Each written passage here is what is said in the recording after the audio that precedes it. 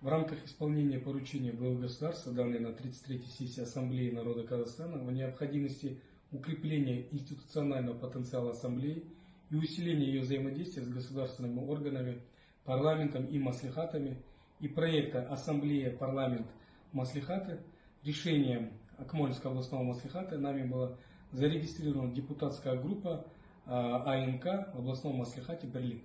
Основная цель группы – активное участие в реализации концепции развития Ассамблеи народа Казахстана, политики по укреплению общественного согласия и общенационального единства на основе принципов казахстанского патриотизма.